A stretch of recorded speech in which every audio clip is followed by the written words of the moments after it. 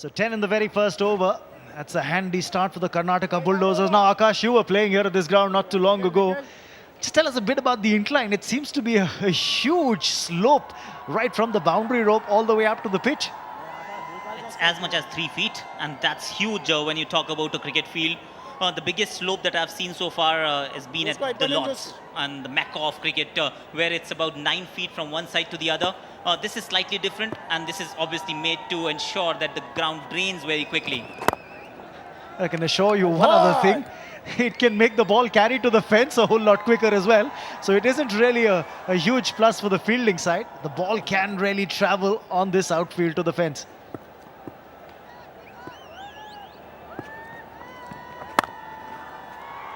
In the gap and 4. Well, just too short.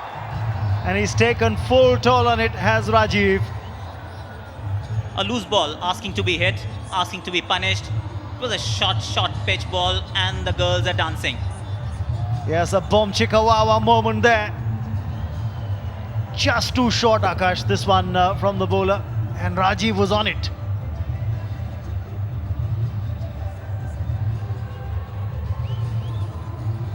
There's something to cheer about. The bomb chikawawa moment there coming through. So Rajeev also gets off the mark with a boundary, quite like Manjunath did in the earlier over. These are loose balls, all right, but they need to be put away. And both the batsmen have started in style and have just marked their authority. This is a strong side, and they know that they need to win this one. Karnataka Bulldozers. Telugu Warriors can still afford a loss, but not the Karnataka Bulldozers. And that's gone. That's the first wicket. Miscued it. It was there to be hit. Chosen the aerial route, but fell to the fielder at mid-off. An important wicket for the Telugu Warriors. So it's 14 for 1.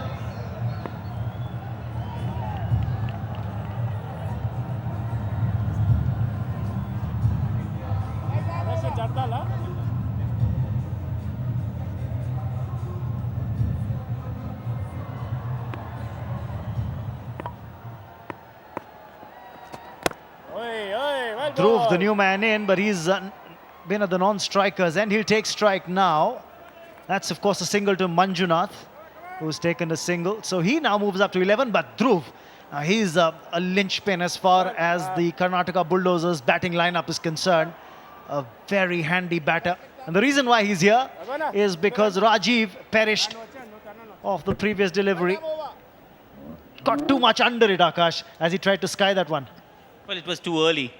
He didn't get to the pitch of the ball, wanted to take the aerial route, did take it, but then just stoppaged it. Didn't go the distance, didn't have the power. A decent ball. Defended well by Dhruv. Dhruv has already scored a half century in this tournament. It's just been 3 matches old. He's averaging, I think, 67. His strike rate is impressive. And I think Karnataka Bulldozers will be banking heavily on Dhruv to succeed. Yes, and he gets off the mark with that single, so he'll retain the strike. As the over comes to an end from Giri, a wicket-taking one, it's 16 for 1.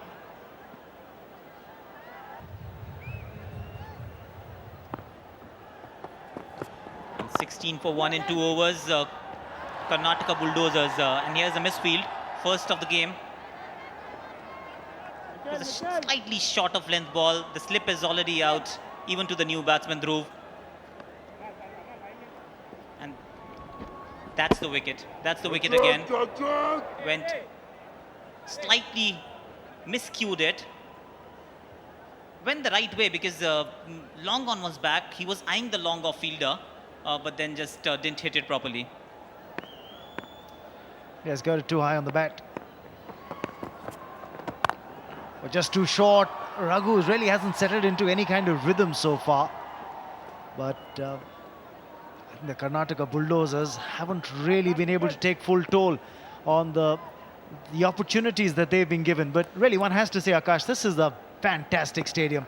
Having been completed within about, what, 3.5 years, it's been a commendable effort. That's wide down the leg side. Well, it's a beautiful facility. Previously, we only knew about Mahendra Singh Dhoni when it came to Ranchi. When we spoke about Ranchi, that was the name that came to your mind. But now this stadium, I think this is outstanding facility, great infrastructure, brilliant facilities for the players, dressing rooms, the practice facilities at the back, a brilliant indoor facility, and a residential block. And you talk about the pitch, you talk about the conditions, they're immaculate. This is as good as it gets in international cricket. Oh yes, brainchild of Amitabh Chaudhary, the president of the Jharkhand State Cricket Association. I think he's done a fantastic job, along with the other officials, to just actually make sure this happens. But now we've got a very interesting question. If you won the toss, what would be your strategy? Would it be to bat first or to bowl? 51% saying batting first would be the plan at the JSCA Cricket Association Stadium here in Ranchi. And why not? It's a batting paradise. There isn't much in it. 51 for batting first, 49 for bowling first. It's a good pitch, and it's not going to change over a course of 40 overs. So runs on the board are always nice. Just put the opposition under pressure. An easy single, easing into his innings now, Manjunath. Having said that, I think even if you're chasing, you wouldn't mind it, because you know the pitch is not going to deteriorate. It's going to remain just as good for batting. Yes, psychologically you could come under pressure if you've got a huge score to chase down. That's well played. As the over comes to an end, it's 21 for 1.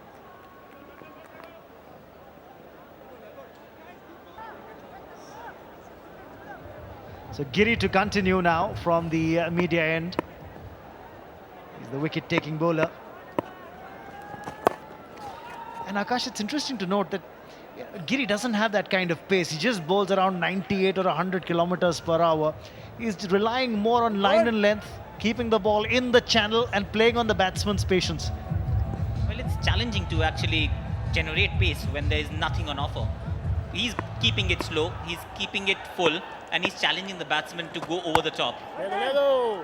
It's at times it's easier when you have pace to work with on pitches like these, where there is something in it for the batsman.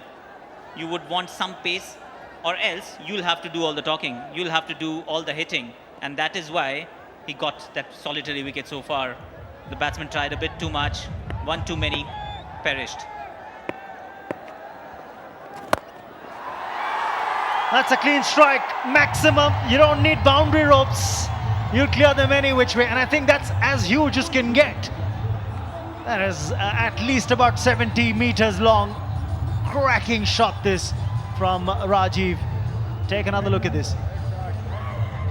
Was there to be hit, but then you have to give it to the batsman. Went full hog. Look at that.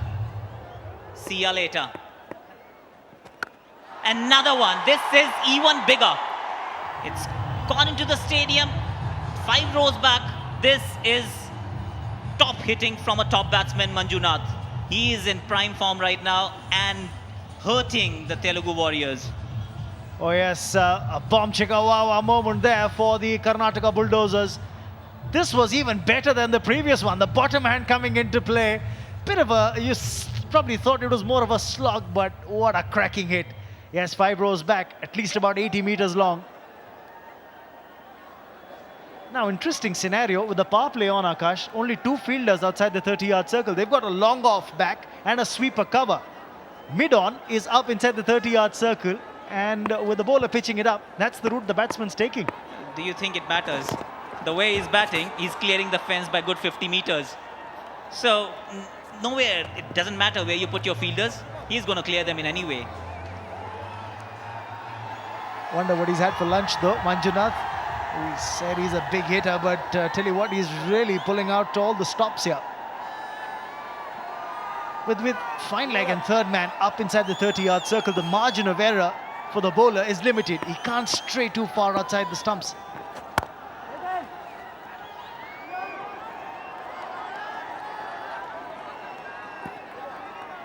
So over comes to an end. It's 33 for 1.